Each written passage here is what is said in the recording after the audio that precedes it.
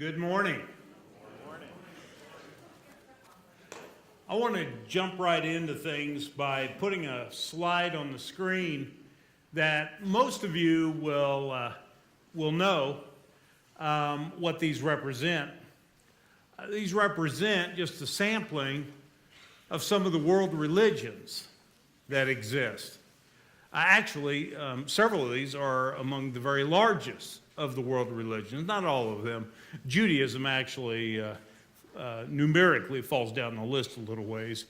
But when you talk about Christianity, Buddhism, Hinduism, Islam, and Judaism, we're basically told that right at about 75% of the world's population is represented right there. 75%, by the time you add up all the people that are adherents to one degree or another of those 5 different religions, you end up with about 75% of the world's population. Now, those are far from being the only world religions. I could throw more slides out there that would have words like Taoism, Mormonism, Confucianism, Sikhism, Baha'i faith, and a whole string of others as well. We are actually told that the estimates are that there are over 4,000 religions in the world. We're not going to talk about all these religions because that would make for a very long message. But 4,000, I think the number actually is closer to 4,300 religions in the world. Now, we know that these religions aren't all carbon copies of one another. That's why we refer to them as being different religions.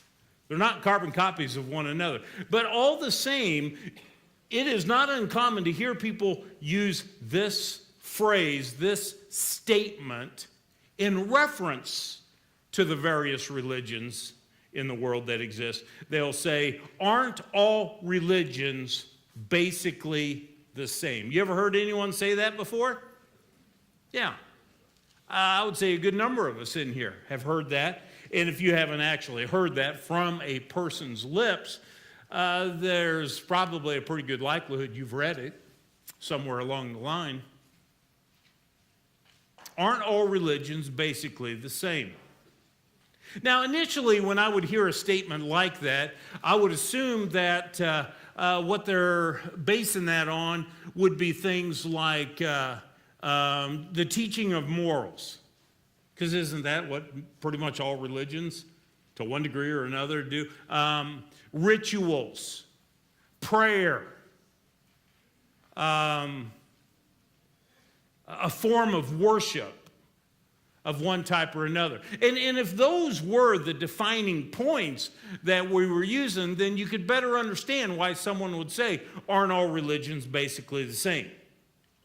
But the reality of the matter is that nowadays, more times than not, when people say, aren't all religions basically the same, that is not what they're referencing. It may have been at one time, and every now and then you may find someone that's kind of what they're thinking of. But things are changing. In many of our lifetimes,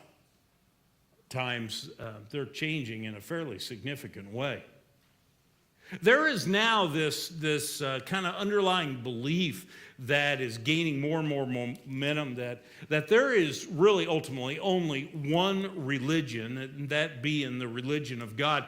And this one religion is continually in a state of evolving. And each particular religious system represents a stage in the evolution as a whole of this religion. And there's nothing brand new about that kind of thinking. This has been around for a while, though it is really gaining momentum in the last 25 years, 30 years. I mean, this is where it's really gained a lot of momentum. But this kind of thinking's been around for a while. You got people that, before I was born, people like Mahatma Gandhi. As I recall, he died before 1950. I think it was 1948. And he was making statements like this: my position is that all the great religions are fundamentally equal. Or another one of his statements: the soul of religion is one, but it is encased in a multitude of forms. So this kind of thinking, it's not like this is brand new thinking on the scene. What is newer is how it is really gaining a footing here in our culture, more so than ever before. Though, to be honest, I have the feeling that most people haven't really thought it through that much. And that's part of what I want to do, not just today, but over 5 Sundays, is I want to think this through. And let's look at it from multiple perspectives. This concept that all religions are basically the same. One of the favorite illustrations that is used is actually a fable that was first written back in the middle of the 19th century. And it involves 6 blind men and an elephant. And some of you have heard this because, like I said, it's one of the favorite illustrations that's used to help, convince people that all religions are basically the same. It involves an elephant and 6 guys that the king wanted to take these 6 blind men. He wanted to take them to the elephant, and they had never experienced an elephant before in their life. They didn't know anything about an elephant, and he wanted to give them a few minutes to check it out and to kind of discover for themselves, with their limitation of no eyesight, to come to a conclusion of what exactly is an elephant. And so a few minutes were given to them, and then afterwards, each one in turn was specifically asked, okay, now what is an elephant? And so the one that spent some time at the tusk of the elephant was asked first, what is an elephant? And he said, well, it seems to be rather obvious what an elephant is. An elephant is very much like a spear. And the second one, when he was asked, he was like, I don't know where he got that idea from. And this was one who had spent his time at the trunk of the elephant. And he said, it's rather clear what an elephant is. An elephant is like a large snake. The third one was up against the side of the elephant, and when he was asked, he said, oh, yeah, hands down, an elephant is like a wall. The fourth one, he was up on top of the elephant and feeling the ear of the elephant, and when he was asked what is an elephant, he said, oh, well, an elephant is like a fan. Another one was down at the bottom of the elephant, trying to wrap his arms around one of those thick legs of the elephant. And so when he was asked the question what an elephant is, he said, an elephant is very much like a tree. And then the sixth and final one, when he was asked, he said, man, I don't know where these guys are coming up with those notions, but this was the one that was holding the tail of the elephant. And he said, an elephant, it's rather obvious, is like a rope. And so here we have 6 guys. They're all exposed to the elephant, but they're all coming up with different conclusions. And though this was written way back in the middle of the 19th century, or maybe even a little earlier than that, the story nowadays is usually told to make the point that none of us has a grasp of the whole truth. One person sees things one way and another one sees it a different way. Each of us is holding part of the truth. Everyone is right in his own way, given his limited experience. And so in that sense, truth is relative. Truth is relative. Everyone's take on the subject is equally true. And to say otherwise, and to condemn someone else's notion on it is an example of bigotry. And that's kind of the way it goes today. Here's the thing, though. God is not a God of confusion. And the Bible brings this to light in more than one place, but the verse I've got on your outline is certainly one of those places, 1 Corinthians 14, verse 33, where it says just that. God is not a God of confusion. But like I said, the message that we hear in our pluralistic world today is that no belief is more valid than another belief. You know, and if you do much reading on this and all, you're going to see that echoed over and over again.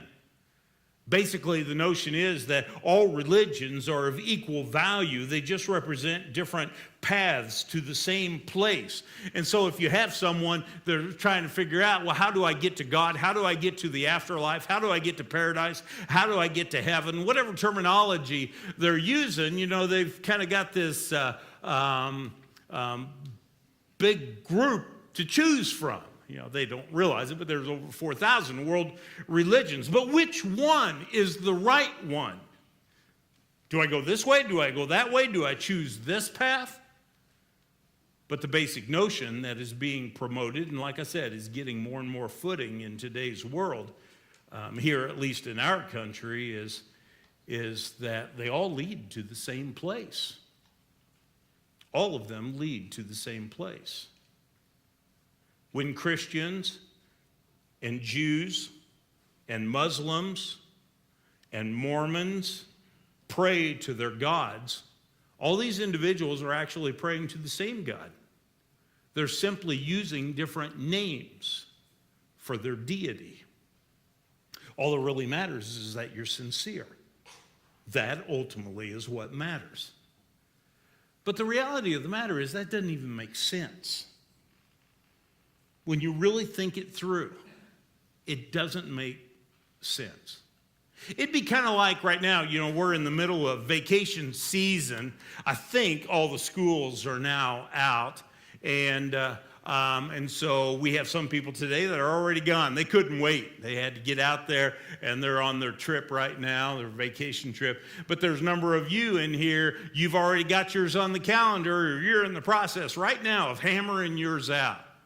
And one of the things that people are apparently talking about, at least they say this on the news, is that a bunch of people are planning on going to Hawaii this year because they want to see lava flows and stuff like that. So let's just use that as an illustration. That you've got a vacation plan, you're going to Hawaii, you've spent a bunch of time online, you've made the reservations in a hotel and a couple other excursions that you're going to take while you're there. And so the day finally comes that you need to fly to Hawaii. And I've never done this, you know, heading out to a flight, but I think it's catching on a little more all the time, Andy, that when people are taking a flight, they call an Uber driver, right? Isn't that what they do? Call an Uber driver. And get a ride. Otherwise, you got to pay the daily fees and all this stuff. And so why leave your car parked up there? So you call an Uber driver to come by and your house and throw your suitcases in, and you jump in his car, and you're headed out, and small talk is going along the way as you go up 435. And then as you start getting 2/3 of the way there, the driver's like, okay, which terminal am I going to need to go to? Which airlines? Have you got your tickets? Do you know the gate? Because he wants to drop you off at the right spot, right? But then your response is, oh, you know, I wouldn't worry about that.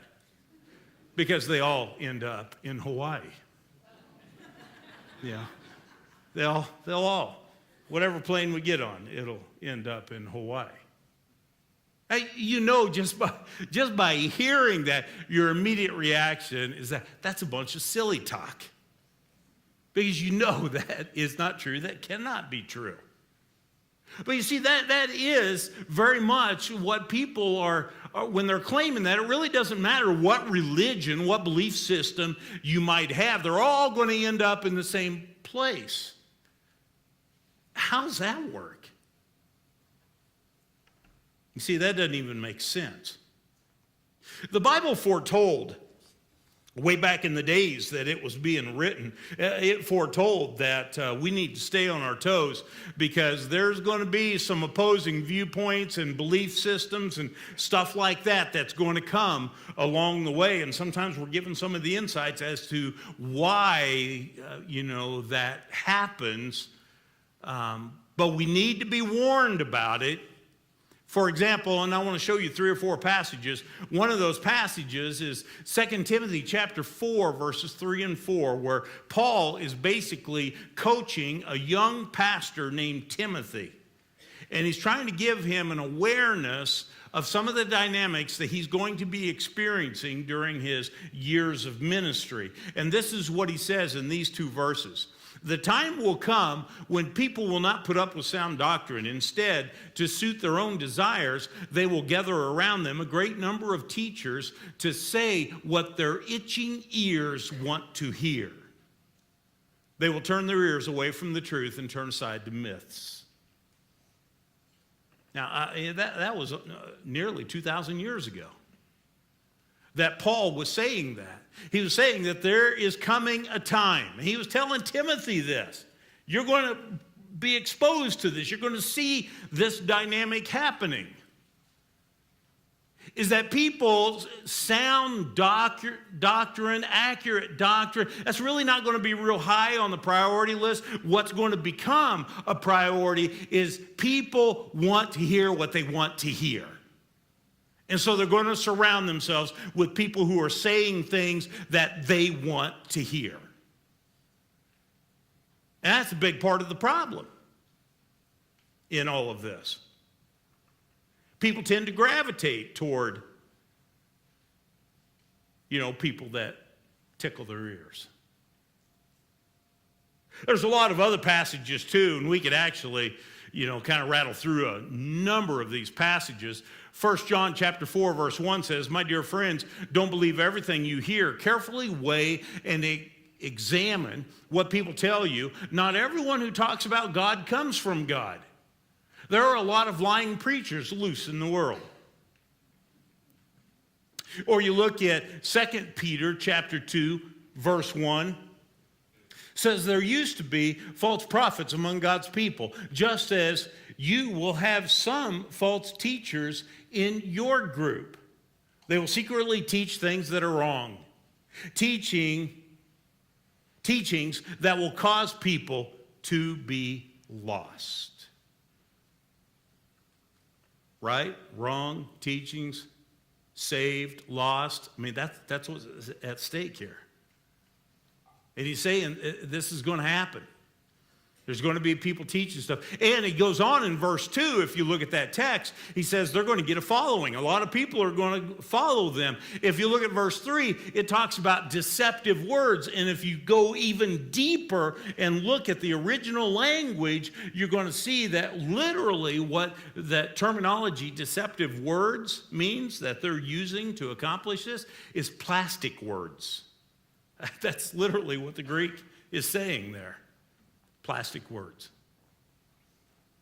Yeah, it's not the real stuff. It's not the real thing. Here's a passage in the beginning of Galatians, and the whole book expands on this, all 6 chapters. But in Galatians 1, verses 6 through 8, it says, "I am astonished that you are so quickly deserting the one who called you to live in the grace of Christ and are turning to a different gospel." The word gospel means good news. And so he says, you guys are turning to a different gospel. And he's shocked by that. But then he adds on, which is really no gospel at all. It's not good news. Evidently, some people are throwing you into confusion and are trying to pervert the gospel of Christ. But even if we or an angel from heaven should preach a gospel other than the one we preach to you, let them be under God's curse. You see this over and over in the Bible. And I'll just let that sampling stand for what it is. But in the New Testament, there are 27 individual books in the New Testament. 26 of those 27, the only exception is Philemon. And does anyone remember how many chapters Philemon is? It's 1 chapter. It's just a tiny little book.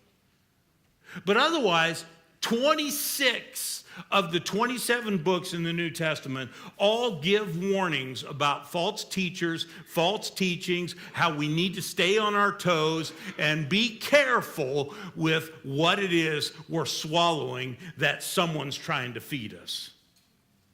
We got to be on our toes about that. Now, don't get me wrong. People have the right to hold whatever personal beliefs they have. People have that right, to hold those beliefs.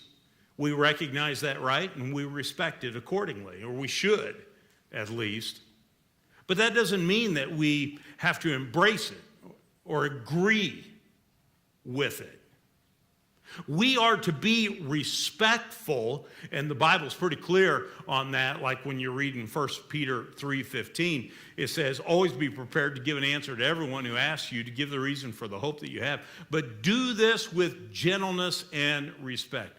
We are to be respectful when we're talking about matters of faith with someone. Because they might be saying something, they might hold to a particular view that is different than ours. We don't ridicule, we don't mock, we don't laugh. We're respectful. But it doesn't mean that we approve by acknowledging their values as being totally valid and equal to what it is that we're holding. That is not what that passage is teaching. But yet that's what many times today, the word tolerance and all, it's been redefined from the way tolerance, used to be defined. And that's kind of what people are now saying, is that you've got to acknowledge that someone that has an opposing view to you, it is equally valid. It is equal in every way to whatever the view is that you have. In fact, I'd go as far as to say this: patting someone on the back and saying whatever belief they have is fine, more power to you, could be absolutely disastrous. Definitely dangerous. Especially in view of passages like Acts chapter 4, verse 12, it says, no one else can save us. Indeed, we can be saved only by the power of the one named Jesus and not by any other person. And if that verse is true, then for you or me to pat someone on the back, someone who totally tosses Jesus aside, doesn't give him the time of day, doesn't need him. They've got a whole different system at work as far as religious beliefs are concerned. For us to pat them on the back and say, oh, more power to you. Run with it. Keep at it. When this life is all said and done, that's going to be disastrous if that verse is true. What I want to do is I want to give you today a sampling of how different religious beliefs, how different they can be from one another. And I've already told you there's over 4,000 different religions out there, but you notice on your outline I don't have 4,000 points there. So we're going to limit this. But I think that you'll see from this that there's no way just this short list that I'm going to be sharing with you, there is no way they can be equally valid. It just can't work. Okay? So let's talk about a few of them. Buddhism. Let's just spend a couple of minutes on this.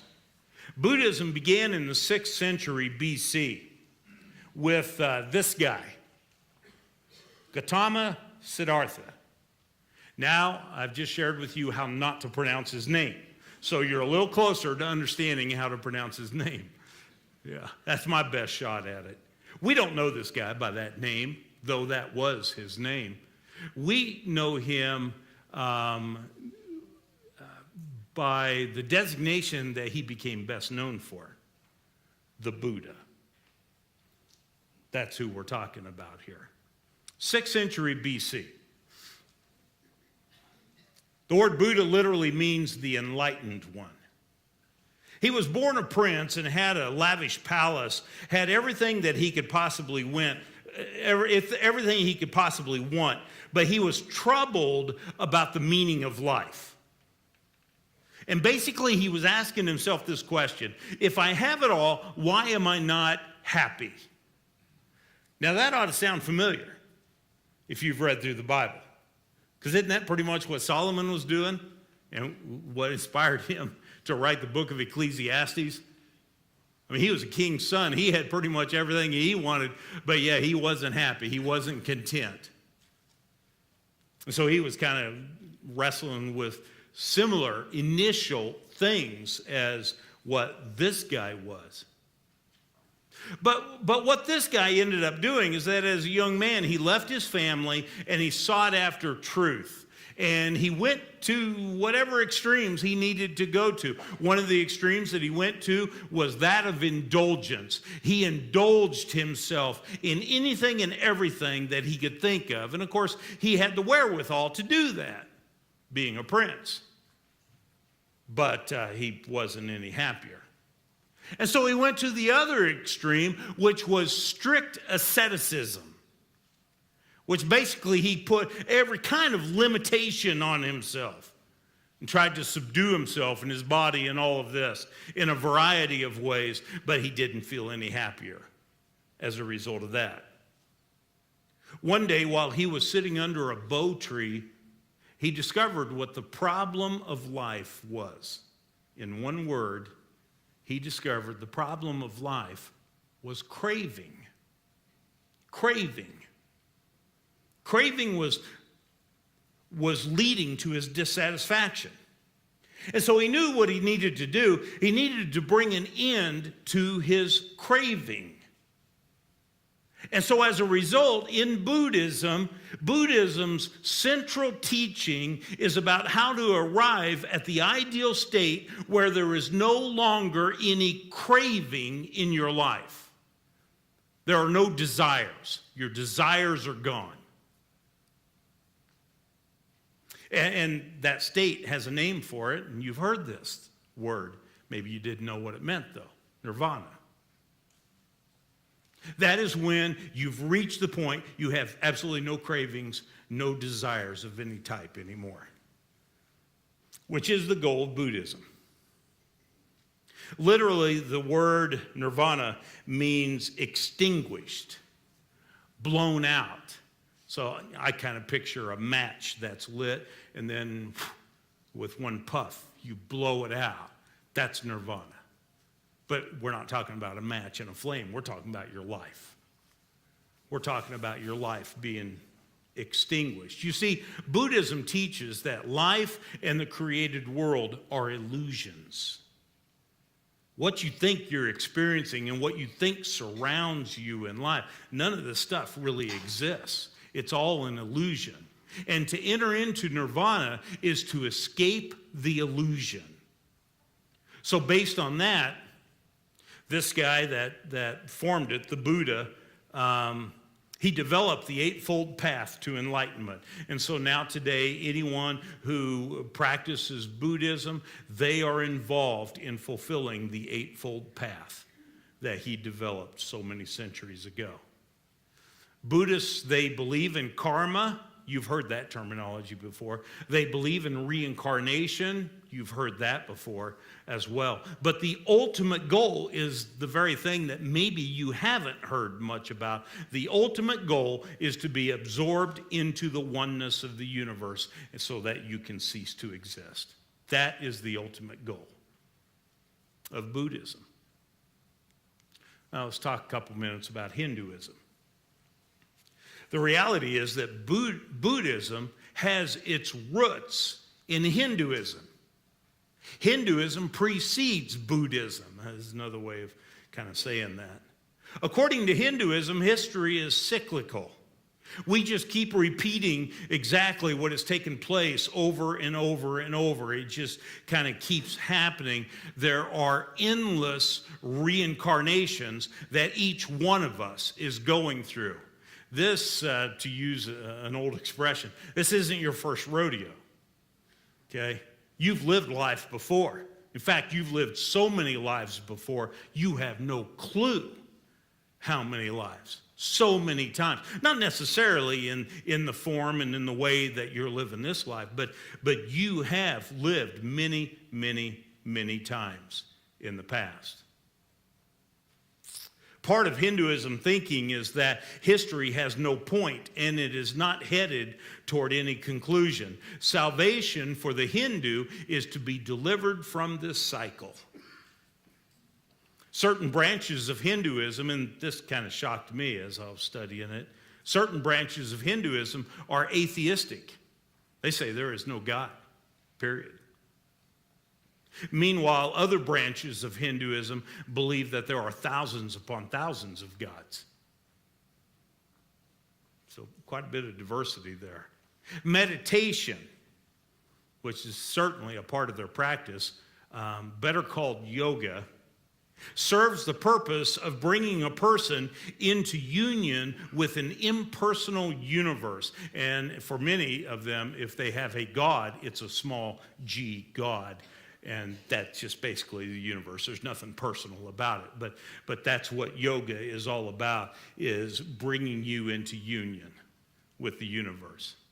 And so basically, big part of what they're teaching, when you practically speaking, a big part of what their belief system is that if you have lived a bad life, then the next go-round, when you're reincarnated, you're going to take a step downward. So the next time around, you might be an animal. You might be a horse or a camel or something. And if you live a bad life then you might be a dog. And if you live a bad life then, well, what comes next? A cat. Yeah.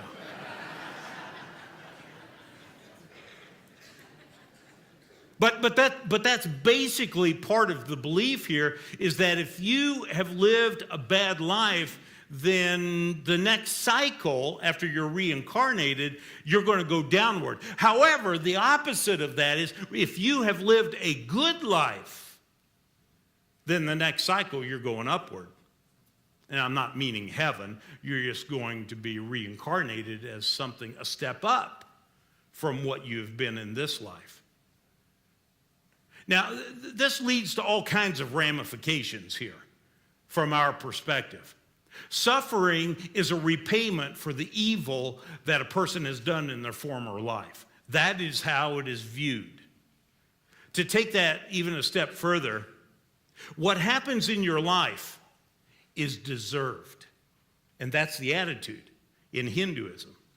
What is happening in this person's life or that person's life, well, that's what they deserve based on what they did in their previous life. And so let's take that one step further, because the implications continue here. Humanitarian concern and compassion are not significant aspects of traditional Hinduism. Humanitarianism, all that, no. You see people suffering and struggling with this, that. That's really not a concern. It's their due. And the likelihood is at one particular time you had to pay those dues too. See, that's the way Hinduism goes. Let's talk about another, Islam. Islam. Now, the biggest of all of these that I had on the screen initially is Christianity. Islam is the second largest as far as world religions go.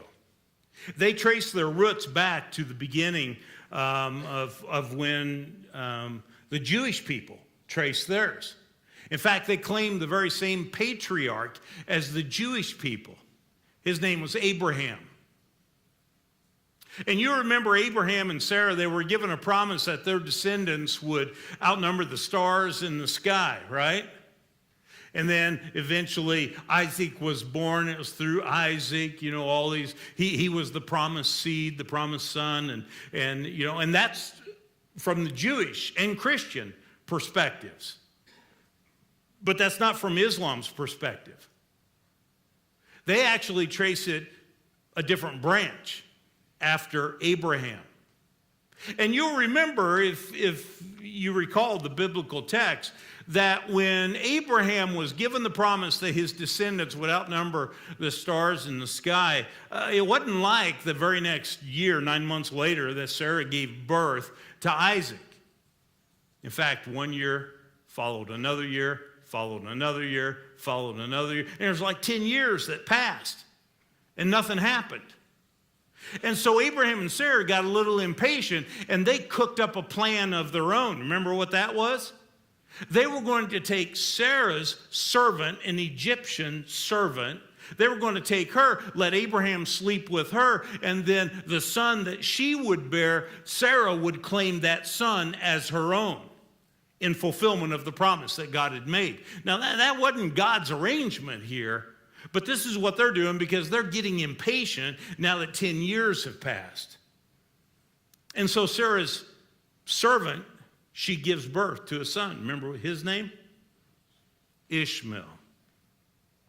And the Islamic people, that is where they trace their lineage. That's where it comes from. It's Abraham, Ishmael, and then following down that line. Islam really got organized and all. These are some of the claims of way back then, but Islam actually developed and got organized during the 7th century AD, and that was through a guy named Muhammad, the Prophet Muhammad. The Quran is their Bible. It contains messages from God to Muhammad through the angel Gabriel. They have 5 pillars to their religion. Prayer is one of those pillars. 5 times a day there's prayer. We have 8 or 9 people, I think, from here that are going to Jordan here in the not too distant future on a trip. That's one of the things you're going to experience if you've never been on that trip, is the calls to prayer and all. They don't work convenience-wise around your sleep, okay? So you'll discover that yourself. But that's one of the pillars of their faith, is prayer 5 times a day. Fasting, they take an entire month, and during daylight hours, you cannot eat. That's called Ramadan. And in fact, we're right now smack dab in the middle of the month of Ramadan on their calendar. And so during the daytime, Muslims cannot eat. Now, after the sun sets, they certainly do eat, but not during the daytime. A third pillar of their faith is a pilgrimage to Mecca, is what all good Muslims are challenged, encouraged, instructed to do. A fourth pillar is giving. There's a certain percentage they are to be giving financially. A fifth pillar is their declaration of faith, and I'm not necessarily doing it in the order of importance here, but their declaration of faith, which you've probably heard that before, is that there is one God and his name is Allah and Muhammad is his prophet. That's their declaration of faith. So these are their 5 pillars to their religion. Now, some of the notable details is that they do not see God. They don't view God as being a personal God. They say there's one God and his name is Allah, but he's not a personal God. It's not like he's seeking a relationship with you. That's not terminology that they use because they don't teach that. The concept of God's love for people, his creation, no, that's not a part of their teaching either. They don't talk about God's love. Getting to heaven is achieved by living a life that not only involves believing in one God, but also living the life that a Muslim is supposed to live. That's how you get to heaven. However, something that you don't hear as much talk about, but most Muslims do, deep down inside believe, and especially if they get pressed on it, they'll acknowledge this, is that at the end of your life, when you die, you will go to hell. I'm not saying you, I'm saying that a Muslim, they say they will go to hell. And then at a particular point in time, when Allah deems appropriate, he will take them out of hell and send them to paradise. So that's part of their belief system, in regards to what happens after life. Now, we could talk about many more because we got a whole lot more to choose from. Let me just throw out real quickly one other one because this one's American-made. Mormonism. This one started at the beginning of the 19th century with a guy named Joseph Smith out in Pennsylvania, and then eventually he went to Ohio, and then he went all the way to, well, the east side of our city, Independence. And but when things didn't kind of work the way they wanted and got pushed out of there, they went back across the Mississippi to Nauvoo, Illinois. Spent a few years there, and that's when Joseph Smith died. And then the church split, and Brigham Young took by far the largest segment, the largest group, and went to Utah.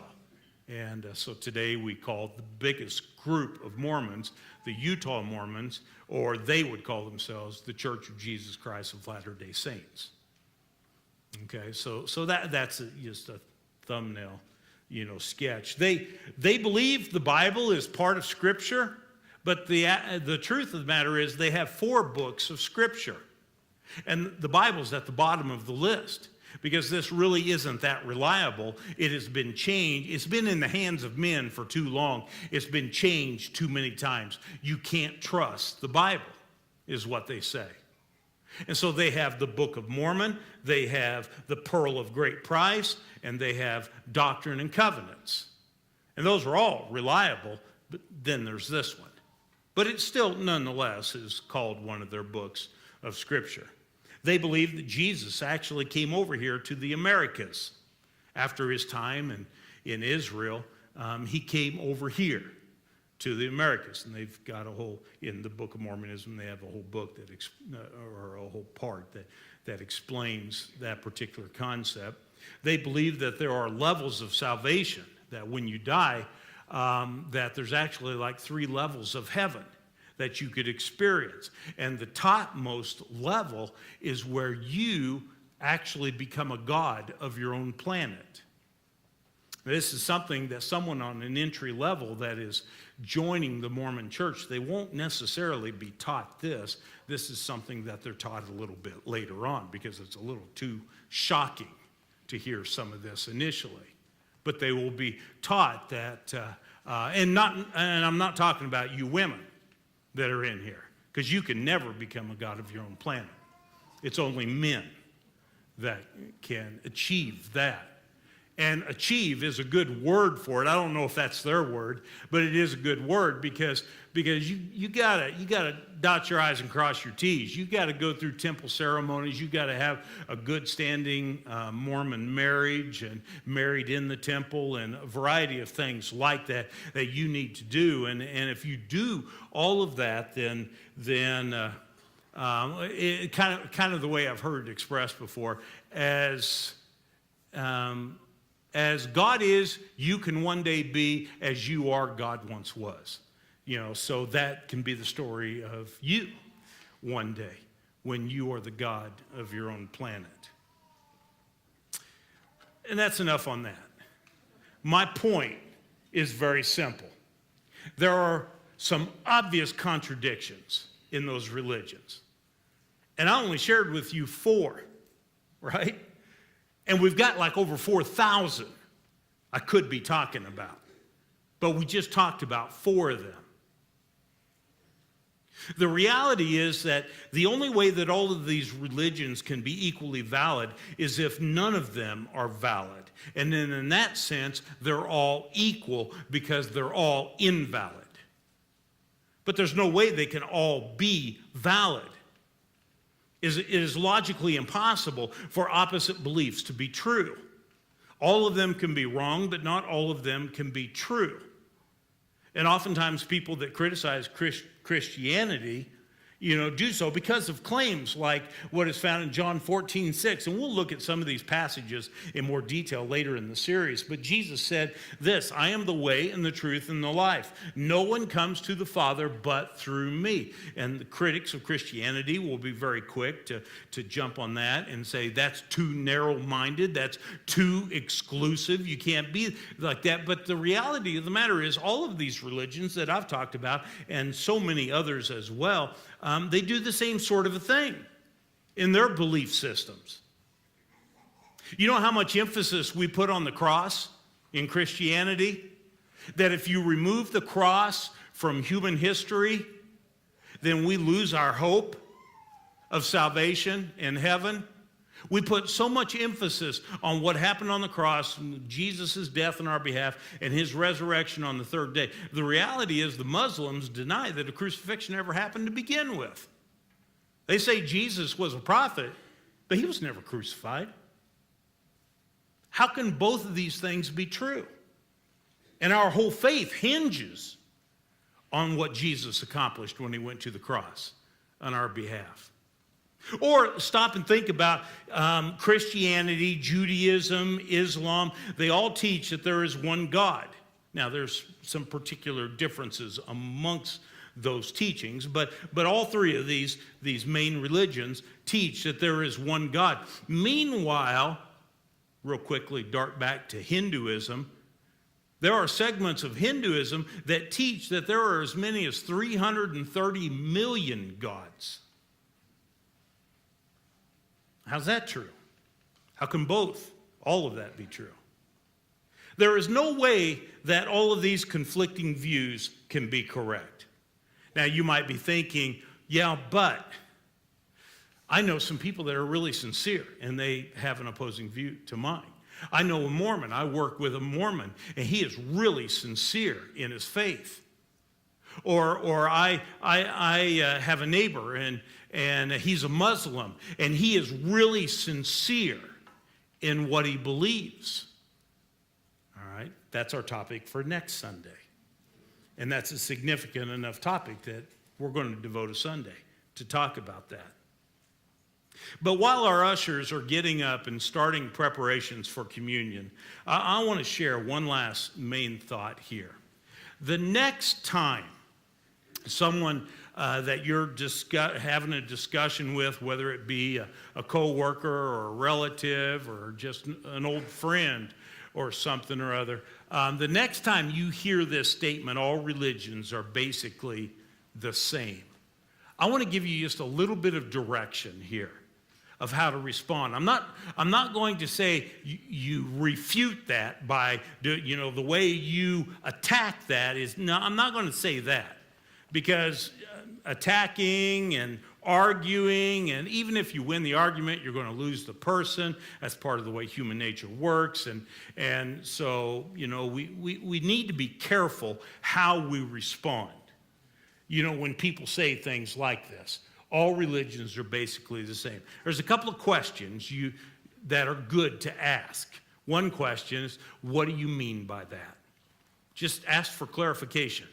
When someone says all religions are basically the same, just ask, what do you mean by that? And more times than not, the person that you're talking to, they're going to be like, they're the same. They don't have anything more to say.